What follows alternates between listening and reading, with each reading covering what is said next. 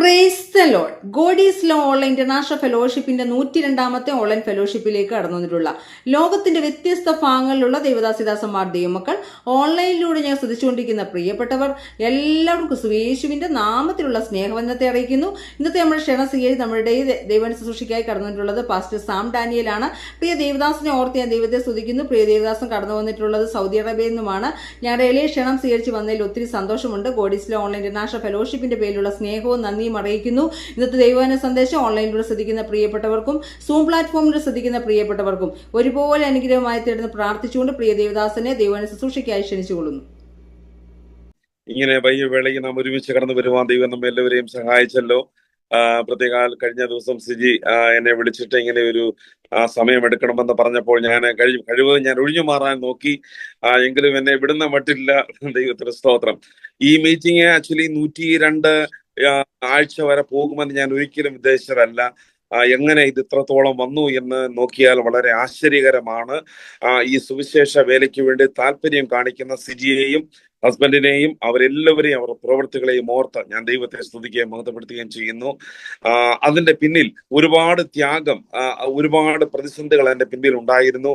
ജോലിയിലുള്ള പ്രതിസന്ധികൾ, താമസിക്കാനുള്ള ഇടമില്ലാതിരുന്ന അവസ്ഥകൾ, ശാരീരികമായ പ്രയാസങ്ങൾ.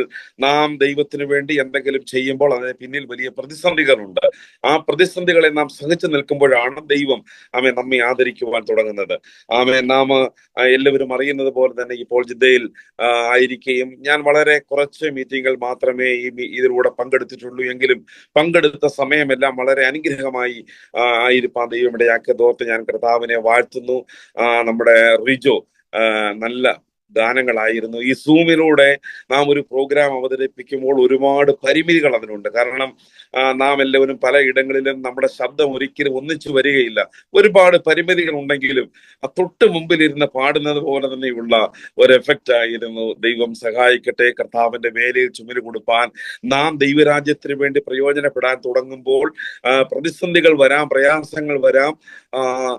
അതിന്റെ പിന്നിൽ വലിയ ദൈവത്തിന്റെ പദ്ധതികൾ നമ്മുടെ മേലുണ്ട്. ദൈവത്തിന് സ്തോത്രം. അതുകൊണ്ട് നാം കർത്താവിന്റെ വേലയിൽ നാം മടുത്തു പോകാൻ ഇടയാകരുത്. നമുക്ക് എല്ലാവർക്കും ശക്തമായി മുൻപോട്ട് പോകാം. ഞാൻ അധികം ബോറടിപ്പിക്കാതെ വളരെ വേഗം ഒരു ദൈവവചന ചിന്തയിലേക്ക് ഞാൻ കിടക്കട്ടെ. ഞാൻ ഒരു വാക്യം വായിക്കട്ടെ. എനിക്ക് എബ്രായ ലേഖനം അതിന്റെ 13-ാം അധ്യായത്തിലെ ഒരു വാക്യം ഞാനൊന്ന് വായിച്ച് കേൾപ്പിക്കാം. എബ്രായ ലേഖനം 13-ാം അധ്യായത്തിന്റെ 12-ഉം 13-ഉം വാക്യങ്ങൾ. അങ്ങനെ യേശുവും സ്വന്തം രക്തത്താൽ ജനത്തെ വിശുദ്ധീകരിക്കേണ്ടതിന് നഗരവാതിലിന് പുറത്തു വെച്ച് കഷ്ടമനുഭവിച്ചു. ആകയാൽ നാം അവന്റെ നിന്ന ചുമന്നുകൊണ്ട് പാളയത്തിന് പുറത്ത് അവന്റെ അടുക്കൽ ചെല്ലുക. ഇവിടെ നമുക്ക് നിലനിൽക്കുന്ന നഗരമില്ലല്ലോ, വരുവാനുള്ളത് അത്രേ നാം അന്വേഷിക്കുന്നത്. നമുക്കെല്ലാവർക്കും അറിയാം, എബ്രായ ലേഖനം വളരെ പ്രസക്തമായ ലേഖനമാണ്. കാരണം യഹൂദ ക്രിസ്ത്യാനികൾ ഒരുപാട് പേര് അതിനകത്തെ കഷ്ടവും അതിനകത്തെ ദുരിതങ്ങളും കണ്ടിട്ട് അവർ പിന്മാറാൻ തുടങ്ങിയപ്പോഴാണ് കർത്താവ് എബ്രായ ലേഖനം എഴുതുന്നത്. ദൈവത്തിന് സ്തോത്രം. അപ്പൊ നാം ദൈവനാമത്തിന് വേണ്ടി നാം ഒരു ചുവട് മുൻപോട്ട് വെക്കാൻ ആഗ്രഹിച്ചാൽ, ദൈവനാമത്തിന് വേണ്ടി നാം എന്തെങ്കിലും നല്ല കാര്യം ചെയ്യാൻ ആഗ്രഹിച്ചാൽ അതിന്റെ പിന്നിൽ ഒരുപാട് പ്രതിസന്ധികൾ ശത്രു കൊണ്ടിടുവാനിടയാകും. നാം അത് കണ്ട് ക്ഷീണിച്ച് പോകരുത്. ഇന്ന് നാം പാട്ടിനകത്തൂടെ കേട്ടതുപോലെ നമ്മെ ബലപ്പെടുത്തുന്ന ഒരു ദൈവം നമ്മോട് കൂടെയുണ്ട്. ഇവിടെ നാം വായിച്ച വാക്യത്തിൽ പറയുകയാണ്, അങ്ങനെ യേശുവും സ്വന്തം രക്തത്താൽ ജനത്തെ വിശുദ്ധീകരിക്കേണ്ടതിന് പാളയത്തിന് പുറത്തു വെച്ച് കഷ്ടം അനുഭവിച്ചു. പാളയത്തിന് പുറത്ത്, ആ പാളയം എന്നുള്ള ഒരു വാക്ക് നിങ്ങൾ ശ്രദ്ധിക്കണമേ. പാളയത്തിന് പുറത്തു വെച്ച് കഷ്ടം അനുഭവിച്ചു. അപ്പൊ ഈ നമ്മള് പഴയ നിയമം പഠിക്കുമ്പോൾ പാളയം എന്ന ഒരു വാക്ക് നമുക്ക് അവിടെ എല്ലാം കാണാം. ഇസ്രായേൽ മക്കളുടെ യാത്രയിൽ ദൈവം മോശയോട് പറഞ്ഞിരുന്നു, ഒരു പാളയം എന്ന് പറഞ്ഞാൽ എന്താണ്? അനേക മൈലുകൾ നീളവും വീതിയുമുള്ള ഒരു അല്ലെങ്കിൽ ഗേറ്റ് ഇട്ട വേർതിരിച്ച ഒരു സ്ഥലമാണ് ഇസ്രായേൽ മക്കളുടെ പാളയം എന്ന് പറയുന്നത്. പാളയം. ഈ പാളയത്തിന്റെ ഒത്ത നടുക്ക് സമാഗമന കൂടാരം, അതിന്റെ മുൻപിൽ ഓരോ ഗോത്രമായി അവരവിടെ തമ്പടിച്ചിരുന്നു. അതിന് കറക്റ്റ് നിയമങ്ങൾ ഉണ്ടായിരുന്നു. ഒരു പാളയം സെറ്റ് ചെയ്യാൻ മോശയ്ക്ക് നന്നായി അറിയാമായിരുന്നു.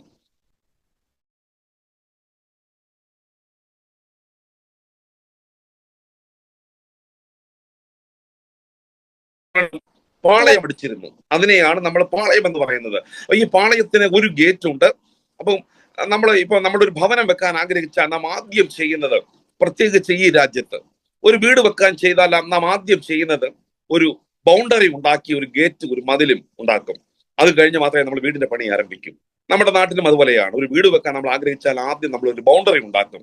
ആ ബൗണ്ടറിക്ക് ഒരു ഗേറ്റും ഉണ്ടാകും. ആ ബൗണ്ടറിയുടെ നടുക്ക് ആയിരിക്കും ഒരുപക്ഷെ നാം വെക്കാൻ ആഗ്രഹിക്കുന്ന നമ്മുടെ ഭവനം. അതേപോലെ തന്നെ ഒരു പാളയം എന്ന് പറഞ്ഞ ഒരു സംഭവം നമുക്ക് പഴയ നിയമത്തിൽ പലയിടങ്ങളിലും കാണാം. ആ പാളയത്തിന്റെ നടുക്ക് അതിന്റെ സമാഗമന കൂടാരം, അതിന്റെ കാര്യങ്ങളുമെല്ലാം, ഇതിനെല്ലാത്തിനും വളരെ വ്യക്തമായ നിയമങ്ങൾ ഉണ്ടായിരുന്നു. ആ നിയമപ്രകാരമല്ലാതെ ഒന്നും ചെയ്യാൻ ദൈവം മോശയെ അനുവദിച്ചിരുന്നില്ല. അപ്പൊ നമ്മൾ വായിക്കുന്നത്, യേശുവും സ്വന്തം രക്തത്താൽ ജനത്തെ വിശുദ്ധീകരിക്കേണ്ടതിന് പാളയത്തിന് പുറത്തു വെച്ച് കഷ്ടം അനുഭവിച്ചു. നമ്മുടെ ഈ യാഗപീഠം, നമ്മൾ ഓരോ യാഗങ്ങൾ കാണും. ഈ പാപയാഗം, ഉദാഹരണമായി പാപയാഗം. ആ പാപയാഗത്തിൽ യാഗമായി തീരുന്ന മൃഗത്തിന്റെ ഉടൽ എവിടെ കൊണ്ടുപോയി സംസ്കരിക്കണമെന്നാണ്? പാളയത്തിന് പുറത്തു കൊണ്ടുപോയി സംസ്കരിക്കണം.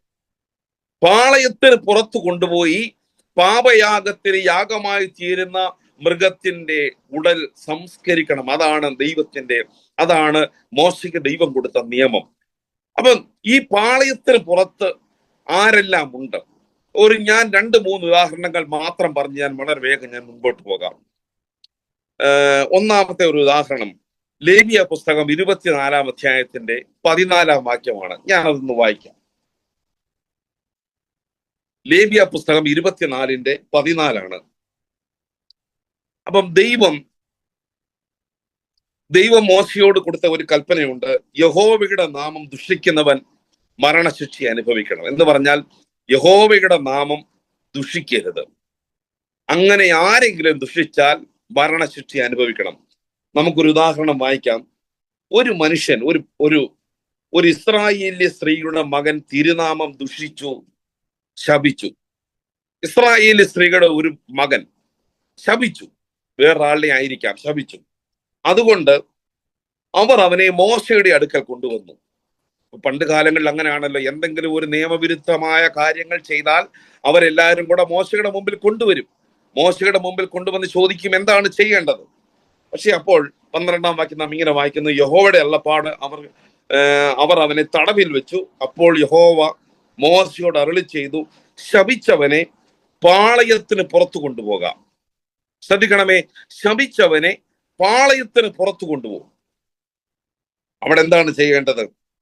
കേട്ടവർ എല്ലാവരും അവന്റെ തലയിൽ കൈവച്ച ശേഷം സഭയൊക്കെയും അവനെ കല്ലെറിഞ്ഞ് കൊല്ലണം. എന്ന് പറഞ്ഞാൽ സമൂഹത്തിൽ ഏറ്റവും നികൃഷ്ടമായത്, ഏറ്റവും പൊറുക്കാൻ പറ്റാത്ത കുറ്റം ചെയ്യുന്നവര്, അവരെ എന്ത് ചെയ്യണം? പാളയത്തിന് പുറത്തു കൊണ്ടുപോയി തട്ടും. ഇവിടെ പറയാണ്, യാതൊരു ഇളവിനും അവൻ അർഹനല്ല, എല്ലാവരും കൂടെ അവനെ കല്ലെറിഞ്ഞ് കൊല്ലണം. വല്ലാത്ത ശിക്ഷയായിപ്പോയി. ദൈവത്തിന് സ്തോത്രം. ഇത് ഞാൻ വായിച്ചത് ലേവ്യ പുസ്തകം 24-ന്റെ 14 ശപിച്ചവർ, വേറൊരാളിനെ ശപിക്കാൻ പാടില്ല, യഹോവയുടെ നാമം ദുഷിക്കാൻ പാടില്ല. അങ്ങനെ ശപിച്ചാൽ നേരെ കൊണ്ടുപോകുന്നത് പാളയത്തിന് പുറത്തേക്കാണ്. മറ്റൊരു കാര്യം, ലേവ്യ പുസ്തകം 13-ാം അധ്യായത്തിന്റെ 46 നിങ്ങൾ ആരും ഇപ്പോൾ വായിക്കേണ്ട, വീട്ടിൽ ചെന്ന് ഈ മീറ്റിങ്ങിന് ശേഷം നിങ്ങൾ അത് വായിച്ച് ധ്യാനിച്ചാൽ മതി. കുഷ്ഠരോഗിയായ ഒരു മനുഷ്യൻ, ഇപ്പൊ നമ്മുടെ ശരീരത്തിൽ നമുക്കെല്ലാവർക്കും ഒരു കളറുണ്ട്. ഇനി നമ്മുടെ ശരീരത്തിൽ ഏതെങ്കിലും ഒരു ഭാഗം, ആ കളറിന് ഒരു വ്യത്യാസമുണ്ടെന്ന് വിചാരിക്കുക. ഒന്ന് വെളുത്ത് കാണുന്നു. കറുത്ത ആൾക്കാർ പെട്ടെന്നൊരു വെളുത്ത പാടുണ്ടായാൽ നേരെ ഡോക്ടറെ അടുത്തേക്ക് പോകും. നേരെ ഒരു ഡോക്ടറെ അടുത്തേക്ക് ചെന്നു. ഡോക്ടർ ആദ്യം ചെയ്യുന്നത് ഈ വെളുത്തിരിക്കുന്ന ഭാഗത്ത് സെൻസേഷൻ ഉണ്ടോ നോക്കും. ഡോക്ടറുടെ കയ്യിലിരിക്കുന്ന ഒരു ഇൻസ്ട്രുമെന്റ് ഇതിന്റെ കുത്തു തരും. എന്നിട്ട് ചോദിക്കും, വേദന ഉണ്ടോ? അങ്ങനെ പറയും. വേദന ഇല്ല എന്ന് പറയുകയാണെങ്കിൽ അത് വളരെ ബുദ്ധിമുട്ടാണ്. വേദനയില്ല, ഇനി സെൻസേഷൻ ഉണ്ടോ എന്ന് ആദ്യം നോക്കും. സെൻസേഷൻ ഇല്ലെങ്കിൽ അതിന്റെ അർത്ഥം എന്താണ്? ആമേൻ, നമ്മുടെ അത്രയും ഭാഗത്തെ തൊലി എന്താണ്? ചത്തു. അതിനെയാണ് പഴയ നിയമത്തിൽ നമ്മൾ വായിക്കുന്നത്, ഒരു രോഗമുണ്ടായിരുന്ന രോഗത്തിന്റെ പേര് കുഷ്ഠമെന്നാണ്. കുഷ്ഠം. കുഷ്ഠം വന്നാലുള്ള കുഴപ്പം, സെൻസേഷൻ പോയി.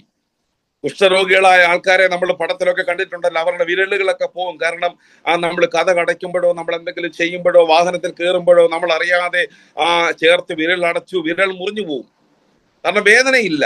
എന്ന് പറഞ്ഞാൽ ശരീരത്തിന്റെ ഒരു ഭാഗം വേദന ഇല്ലെങ്കിൽ, സെൻസേഷൻ ഇല്ലെങ്കിൽ, അതിന്റെ അർത്ഥം അത്രയും ഭാഗം മരിച്ചു. ശരീരത്തിൽ ഒരു പാട് കണ്ടാൽ നാം അത് പുരോഹിതന്റെ അടുത്ത് കൊണ്ടുപോയി എക്സാമിൻ ചെയ്യണം. പുരോഹിതൻ അത് നോക്കും. പുരോഹിതൻ നോക്കിയിട്ട് പുരോഹിതന് അത് കുഷ്ഠമാണെന്ന് തോന്നിയാൽ നേരെ അയക്കുന്നത് എങ്ങോട്ടാണ്? പാളയത്തിന് പുറത്തേക്ക് കൊണ്ടുപോകാൻ പറയും. അവൻ അവിടെ വസിക്കണം, അവൻ അവിടെ ജീവിക്കണം. അതുകൊണ്ടാണ് നമ്മുടെ കർത്താവായ യേശുക്രിസ്തു ഈ ലോകത്തായിരുന്നപ്പോൾ അവൻ മലമുകളിൽ നിന്ന് ഇറങ്ങി വന്നപ്പോൾ ഒരു കുഷ്ഠരോഗി അടുത്തു വന്നു. കാരണം ഒരു യഹൂദനെ സംബന്ധിച്ച് ഒരു കുഷ്ഠരോഗിയെ ഒരിക്കലും തൊടാൻ പറ്റില്ല. കുഷ്ഠരോഗി അവനോട് പറഞ്ഞു, ഗുരു, നിനക്ക് മനസ്സുണ്ടെങ്കിൽ എന്നെ സൗഖ്യമാക്കാം, എനിക്ക് മനസ്സുണ്ട്, ശുദ്ധമാകാം എന്ന് പറഞ്ഞ് അവനെ തൊട്ടു. എന്നിട്ട് കർത്താവ് പറഞ്ഞ ഒരു കാര്യമുണ്ട്, നീ നിന്റെ പുരോഹിതനെ കാണിച്ചു കൊടുക്കും, നിന്നെ തന്നെ. പുരോഹിതൻ നിന്നെ പരിശോധിക്കട്ടെ, പാളയത്തിന് പുറത്തു നിന്ന് അകത്തേക്ക് കയറാനുള്ള അനുവാദം അവൻ തരുമോ എന്ന് ചോദിക്കാനാണ് കർത്താവ് പറയുന്നത്. എന്ന് പറഞ്ഞാൽ അപ്പൊ നമ്മൾ 2 പോയിന്റ് നമ്മൾ കണ്ടു. ഒന്ന്, ശപിച്ചവൻ അവനെ നേരെ പാളയത്തിന് പുറത്തേക്ക് കൊണ്ടുപോകണം. മറ്റൊന്ന്, കുഷ്ഠരോഗിയെ പാളയത്തിന് പുറത്തേക്ക് കൊണ്ടുപോകണം. ഞാൻ വാക്യം വായിപ്പിക്കുന്നില്ല. ഇനി സംഖ്യാപുസ്തകം 15:35 ഇസ്രായേലിന് ദൈവം ഒരു നിയമം കൊടുത്തിരുന്നു. എന്ന് പറഞ്ഞാൽ 6 ദിവസം ജോലി ചെയ്തു 7-ാം ദിവസം എന്ത് ചെയ്യണം? സ്വസ്ഥമായിരിക്കണം. ഒരു ജോലിയും ചെയ്യാൻ പാടില്ല. 7-ാം ദിവസം ദൈവത്തിന്റെ ശബത്താണ്. ആ ദിവസം റെസ്റ്റ് എടുക്കേണ്ട ജോലിയാണ്. അതുകൊണ്ട് ഇങ്ങനെ ഒരു നിയമം അവിടെ ഉണ്ടായിരുന്നു. നമ്മൾ വായിക്കുന്നതോ സംഖ്യാപുസ്തകം 15-ാം അധ്യായം താഴോട്ട് നമ്മൾ വായിച്ചു വരുമ്പോൾ, ഒരു മനുഷ്യൻ പുറത്തിറങ്ങി അവൻ വിറക് പെറുക്കി. കൂടുതലൊന്നും ചെയ്തില്ല, വിറക് പെറുക്കി. അപ്പോൾ അവൻ ശബത്ത് ലംഘിച്ചു. ആൾക്കാർ കണ്ടു, ഒരാൾ കണ്ടു, 2 പേര് കണ്ടു, 3 പേര് കണ്ടു. അവനെ പിടിച്ചുകൊണ്ട് നേരെ മോശയുടെ അടുത്ത് കൊണ്ടുപോയി. എന്നിട്ട് യഹോവയോട് ചോദിച്ചു, എന്ത് ചെയ്യണം?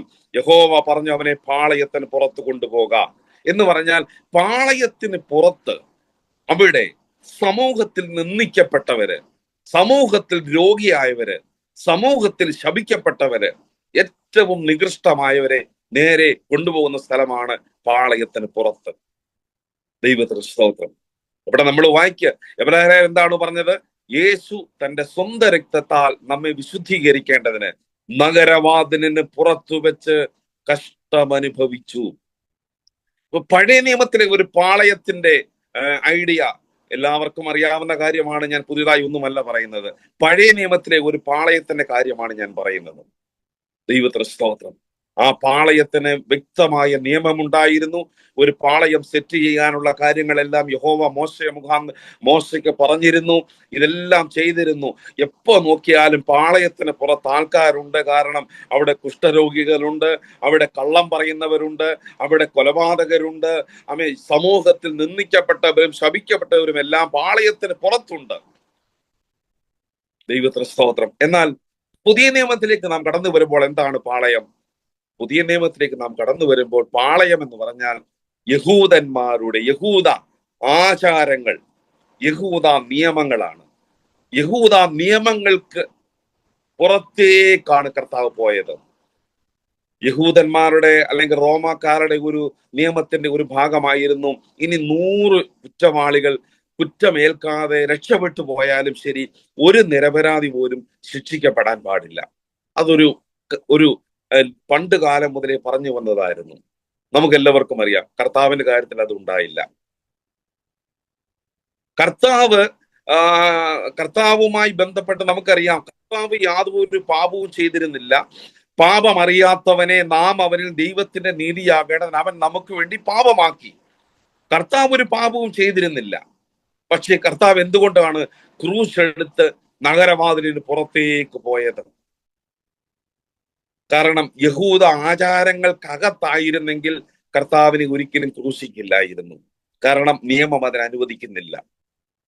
അപ്പൊ നമ്മള് യോഹന്നാന്റെ സുവിശേഷം നമ്മൾ വായിച്ചു വരുമ്പോൾ ഇരുട്ടുമ്പോൾ തന്നെ ന്യായാധിപ സംഘത്തിന് മുമ്പിൽ നിർത്തി.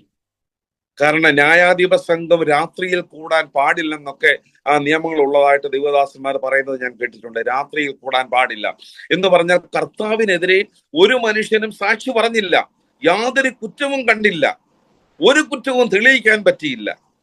എന്തെങ്കിലും കുറ്റം തെളിയിക്കാൻ പറ്റിയോ? ഒരു കുറ്റവും തെളിയിക്കാൻ പറ്റിയില്ല. പക്ഷേ ജനമെല്ലാം വിളിച്ചു പറഞ്ഞു, അവനെ ക്രൂശിക്ക, അവനെ ക്രൂശിക്ക, അവനെ ക്രൂശിക്ക എന്ന്.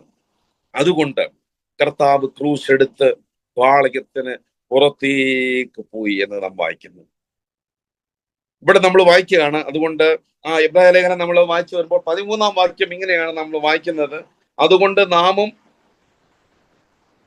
ആകയാൽ നാം അവന്റെ നിന്ന ചുമന്നുകൊണ്ട് പാളയത്തിന് പുറത്ത് അവന്റെ അടുക്കൽ ചെല്ലുക. ദൈവത്തിന് സ്തോത്രം. കർത്താവ് നേരെ ക്രൂശ് എടുത്ത് പോയത് എങ്ങോട്ടാണ്?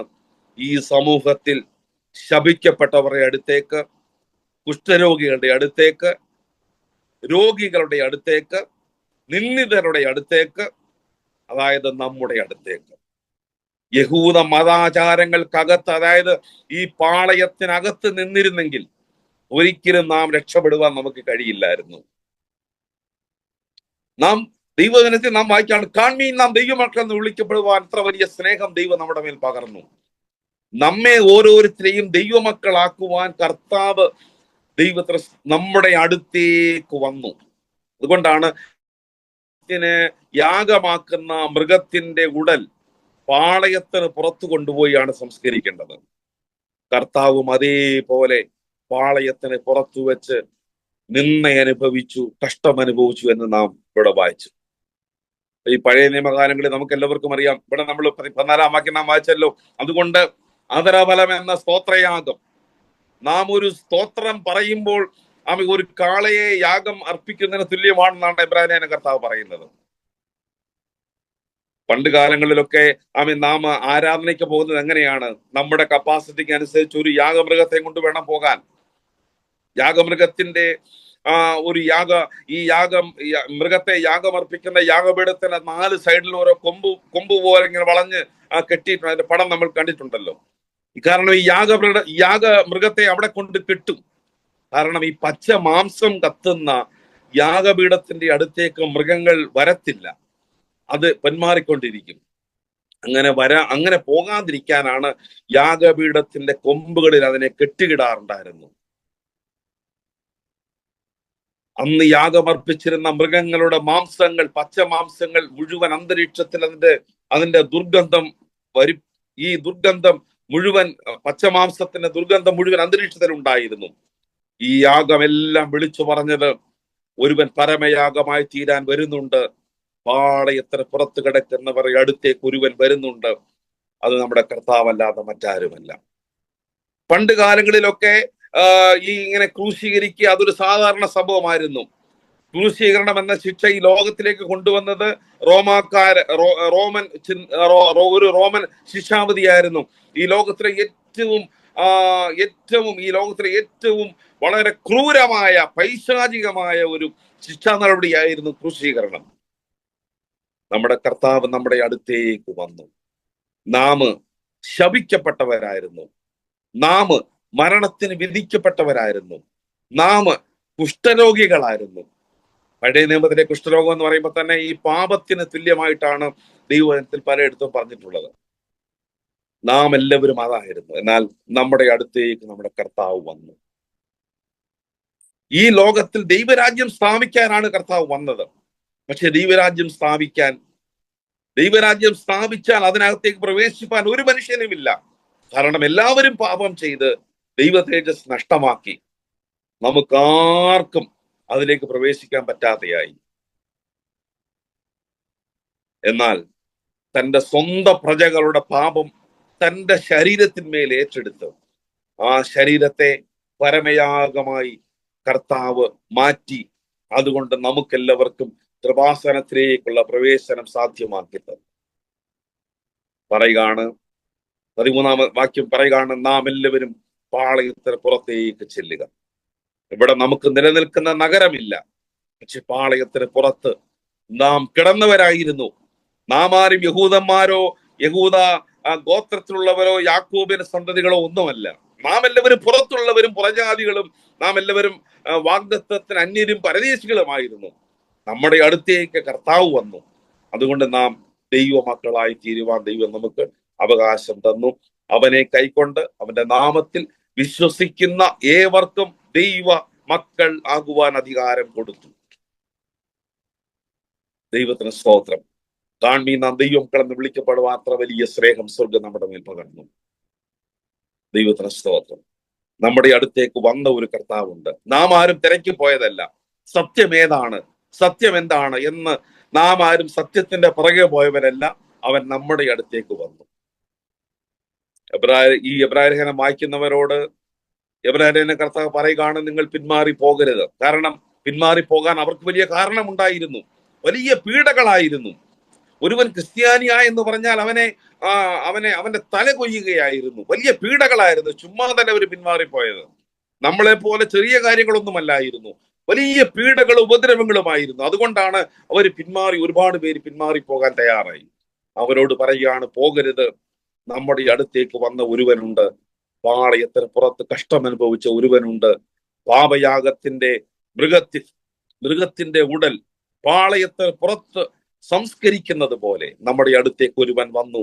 അത് നമ്മുടെ കർത്താവാണ്. അതുകൊണ്ട് ഈ 2 വാക്യങ്ങളിലൂടെ ദൈവസ്നേഹം നമ്മോട് പറയുകയാണ്, നിങ്ങൾ ആരും എന്നെ തിരക്കി വന്നതല്ല, എന്നെ അന്വേഷിച്ചു വന്നതല്ല, ഞാൻ നിങ്ങളെ അന്വേഷിച്ചു വന്നതാണ്. ഞാൻ പറഞ്ഞ 3 പോയിന്റുകൾ നിങ്ങൾ എല്ലാവർക്കും മനസ്സിലായെന്ന് ഞാൻ വിചാരിക്കുന്നു. ലേവ്യ പുസ്തകം 13-ാം അധ്യായത്തിന് 46 അവിടെ കുഷ്ഠരോഗിയാണ്. ഈ സാഹചര്യം, ഈ 3 വാക്യങ്ങൾ മാത്രമേ ഞാൻ വായിച്ചുള്ളൂ. പല സംഭവങ്ങൾ നമുക്ക് കാണാനിടയാകും. മറ്റൊന്ന് ലേവ്യ പുസ്തകം 24-14 അവിടെ ശപിച്ചവൻ, അവനെ പാളയത്തിന് പുറത്ത്. സംഖ്യാപുസ്തകം 15-25 അവിടെ ശബത്ത് ലംഘിച്ചവൻ. നമ്മളെ സംബന്ധിച്ച് മുഴുവൻ നാൾ ലംഘിച്ചവരായിരുന്നു. ന്യായപ്രമാണത്തിന്റെ ഒരു പ്രമാണം പോലും നമുക്കാർക്കും അനുസരിപ്പാനുള്ള ത്രാണിയോ അനുസരിപ്പാനുള്ള ശക്തിയോ നമുക്കില്ല. പക്ഷേ ഒരുവൻ അതെല്ലാം അനുസരിച്ചു. ന്യായപ്രമാണം ചോദിച്ചത് ദൈവത്തിനായി നമ്മെ വിലയ്ക്ക് വാങ്ങി. ഇത്ര വലിയ സ്നേഹം നമ്മുടെ മേൽ ചൊരിഞ്ഞിട്ടും നാം പിന്നെയും പിന്മാറിപ്പോകുന്നു. അല്ല, ധൈര്യം പ്രാപിക്കാം, ബലപ്പെടാം, മുൻപോട്ട് പോകാം, കർത്താവിന് വേണ്ടി നിൽക്കാം. എനിക്ക് വേണ്ടി എന്റെ അടുത്തേക്ക് വന്ന, പാളയത്തിന് പുറത്തേക്ക് വന്ന ഒരുവനുണ്ട്. എന്നെ തേടി വന്നു. ദൈവത്തിന് സ്തോത്രം. ആ ദിവ്യമായ സ്നേഹം നമ്മുടെ ഉള്ളിലേക്ക് വരട്ടെ. കർത്താവിന് വേണ്ടി അധികം പ്രയോജനപ്പെടാം. കർത്താവിന് വേണ്ടി അധികം ബലത്തോടെ മുൻപോട്ട് പോകാം. കർത്താവിന് വേണ്ടി അധികം പ്രയോജനപ്പെടുവാൻ ദൈവം നമ്മെ സഹായിക്കട്ടെ. ഈ ഒരു സംരംഭം 102 ആഴ്ചകൾ മുൻപോട്ട് വന്നു എന്നറിഞ്ഞതിൽ എനിക്ക് വലിയ അതിശയമുണ്ട്. കാരണം ഇതിന്റെ പിന്നിൽ വലിയ കഷ്ടപ്പാടുകളും ദുരിതങ്ങളും ഉണ്ടായിരുന്നു, വലിയ നഷ്ടങ്ങൾ ഉണ്ടായിരുന്നു. പക്ഷെ ആ നഷ്ടങ്ങൾ വകവെക്കാതെ, അതെല്ലാം കണ്ടിട്ടും കാണാതെ മുൻപോട്ട് വന്ന ഈ ഒരു മീറ്റിങ്ങും ഈ സംരംഭവും ദൈവം ഇതിന്റെ പിന്നിൽ പ്രവർത്തിക്കുന്ന എല്ലാവരെയും അനുഗ്രഹിക്കട്ടെ, ആശീർവദിക്കട്ടെ എന്ന് പറഞ്ഞുകൊണ്ട് എന്റെ ചെറിയ വചന ശുശ്രൂഷ ഞാൻ അവസാനിപ്പിക്കുന്നു. ദൈവം നമ്മെ എല്ലാവരെയും സഹായിക്കട്ടെ.